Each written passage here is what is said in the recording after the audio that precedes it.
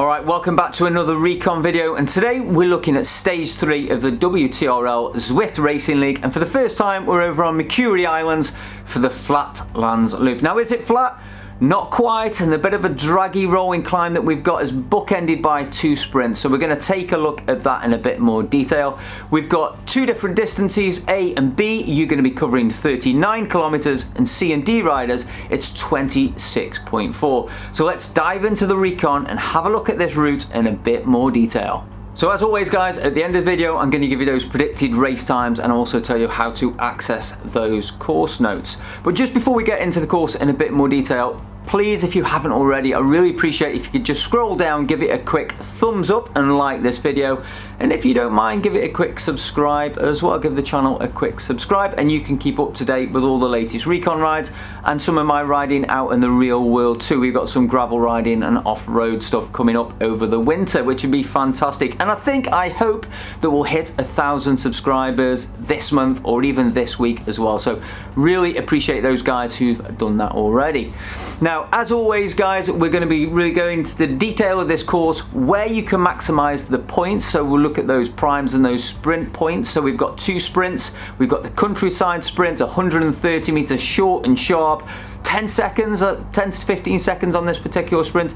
And again, we've got the second sprint, which is the village sprint. Another short, fast, snappy sprint, followed by a descent all the way to the finish line on that last lap if you're going to be competing for those finish line points as well. But as I've said, it isn't particularly flat. Just take a look at this Strava profile here as well. And it's at the foot of this peak and at the top of this peak, if that's the right way of putting it, where we have these sprints. So let's get out on course and take a look.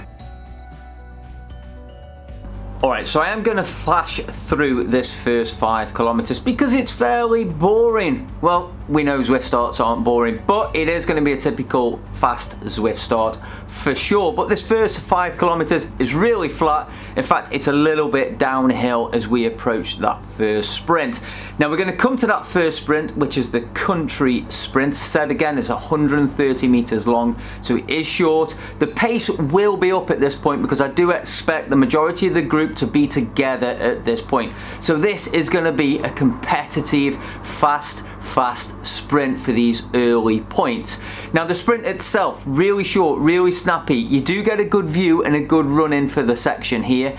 Now there's a little bus stop just on the right hand side that will pass here that's about 100 to 150 meters before the segment actually starts, where we have this little green line across the road on the left hand side. And as I said, it's an absolute guns blazing, head down charge for that finish line 130 meters later to claim those fastest through and first across the line points. Now again, I do expect the fastest through points to be done and dusted on this first lap. It's not impossible to pick them up later, but I think the group is going to be really quite large as we come into this first sprint section here as well. So this is where you're going to get those fastest through points.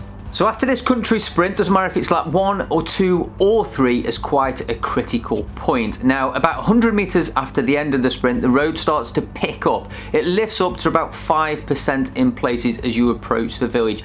This is the point, if you're going to cause any splits or any breaks in the peloton, this is where it's going to happen. And it's either going to be sprinters keeping the pressure on, or it's people going over the top of the sprinters, applying the pressure, causing those splits as the sprinters are recovering. So my advice, if you want to be in that front group for the whole race, you need to be mixing it in that sprint, maybe not winning the sprint, mixing it in the sprint, keeping the pressure on after the sprint to make sure you're in the mix as you approach the village. Now you do get a bit of respite as we roll through the village as the road flattens out, but once again when we get to the other side of the village, the road ramps up and you've got this 4.5 kilometer climb up towards the second village and the second sprint of the day. So let's take a look at that in a bit more detail. Alright, so here we are heading towards the village sprint here. As you can see, we're heading to the village. You've got this little left right before we head to the sprint. Now you will see the green banner pop up on the map pretty early, which is great, but again, very short, very fast. It's this first lap again where I think you're going to pick up the fastest through segment.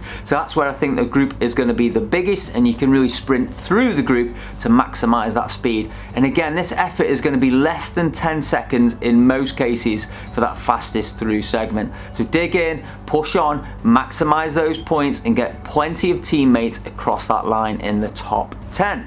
Now again, immediately after this sprint, it's flat, it's downhill, and we go past the big hand on the right hand side here, and we head towards the start finish line to start lap 2 and 3.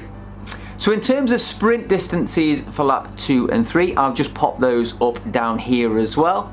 Alright, so what about the finish line? You want to take the glory of the overall stage, right? Well, here we go. It's a downhill, it's fast. Now, before you get to the sprint, if the group is big enough, you will be able to super tuck down this descent towards the finish line. And it's actually the pens. You'll see the pens coming up on this left-hand side here that I'll use as a marker to reference the finish line. The finish line isn't too easy to see on this particular course. So the pens on the left, when you pass them, you have around about 250 meters to go. So absolutely, you should be in full beast mode, full sprint mode at this point, ready, arms in the air, and take that victory. Alright, so there's 3 power-ups that we're going to be looking at today. Aero, absolutely ideal for this, whether you're using it at the finish line or for those sprints. Really maximize that aero power-up to get the fastest through segments, or just first across the line, or even both if you can maximize those as well. That would be amazing. You've got the draft, which would be fantastic again on that drag, or the descent, chill out, take a break, hit the draft, reduce your power, save some energy, ready for those sprints. And then we have the feather, and as I said, there's a reason why the feather's here.